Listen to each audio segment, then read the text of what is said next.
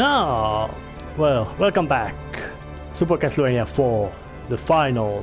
Nice moving background with the big moon and crescent moon and moving clouds. But Konami added a little bit of a, you could say, mercy to this, a secret. Oops. And oops. Full health. Full armor. Or full hearts and full upgrades.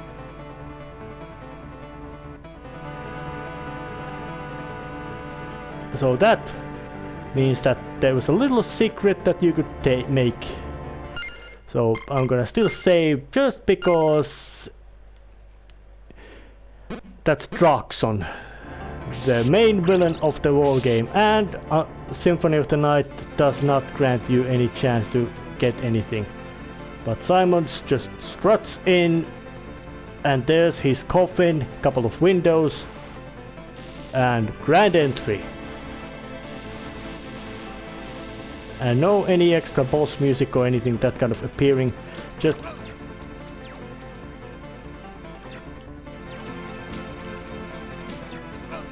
okay, that method doesn't work.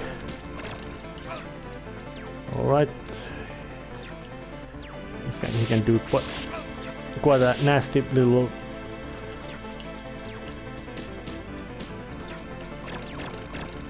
All right, that method that worked, and he even gives me piece of wall meat. So I'm liberally using the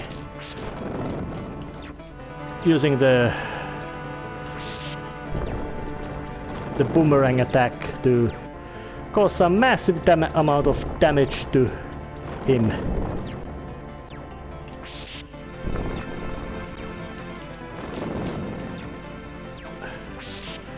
But you could say that the Dracula himself does not fight any new method, or well, he does have few extra moves compared to his original form in the Castlevania, but he actually, in a sense, does not do anything else but repeat his old tricks of fireballs and plenty of giving me lots of wall meat. But now red floor, skull appearance, and more lightning attacks. And a flashy background. So yeah, now Dracula decided to go and pick a big fight. And lightning attacks do hurt, like a lot. So, and of course, the basic premise was still that same, that yeah, it's only his head which is vulnerable. But the final strike was done with a lightning vampire killer, and sunlight burns him alive. For final boss, he was not that impressive, although big damage output is quite impressive. So that ended Super Castlevania 4, and yeah,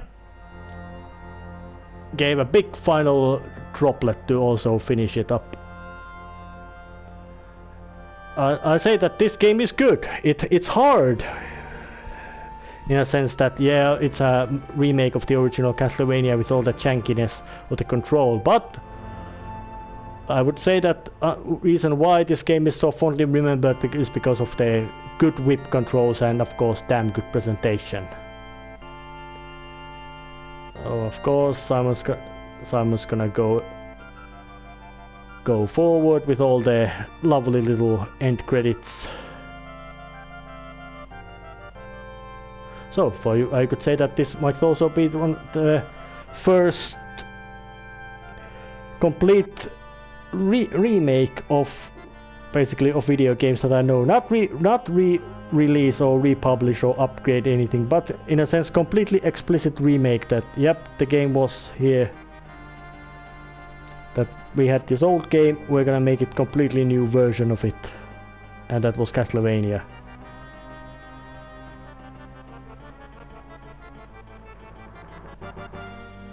but I still find it quite unlikable that the Konami has not been that keen on making the Metroidvania style Castlevania games, at least not in, you could say, easily available and memorable platforms. Yeah, more enemies, basic programmings and all that. Yeah, the vampire skull thing was quite impressive technical show. And that room was actually caused very much of a nausea whenever it was.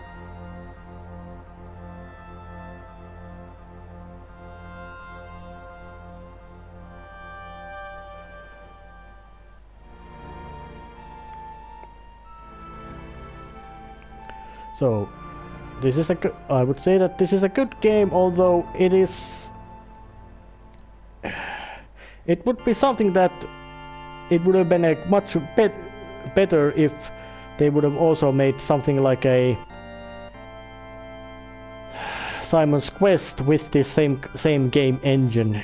It would have made it much more, you could say, interesting. But Konami at that era was quite of that they just made games in however platforms and methods they made them, and of course continuity and all that were absolutely completely ignored.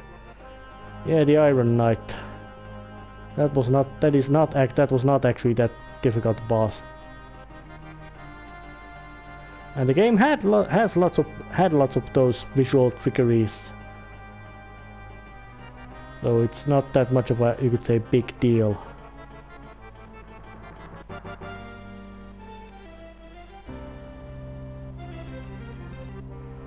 I would still wonder. Yeah.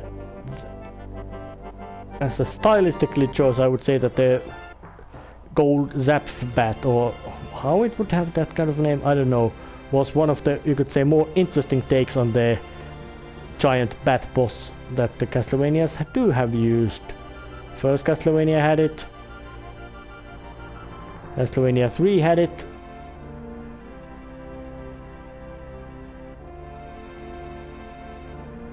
This one has had it.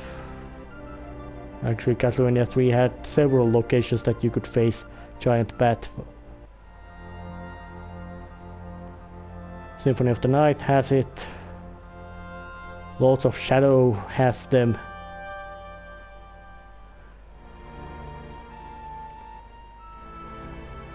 So many similarities to the boss, although there were many new ones, like the Slogha-Gaiban and that kind of things.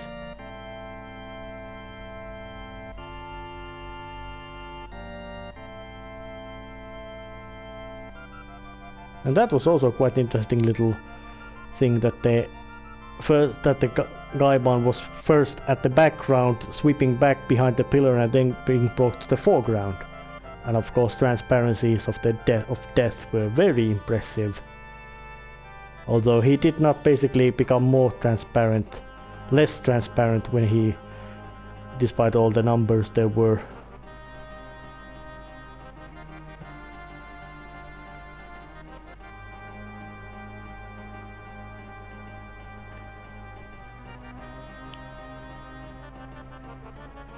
And with that ends Super Castlevania 4. This was just this kind of droplets coming, occasionally coming droplet episodes of a very quickly made intercube or interim project, just because I want to make them. See you somewhere else.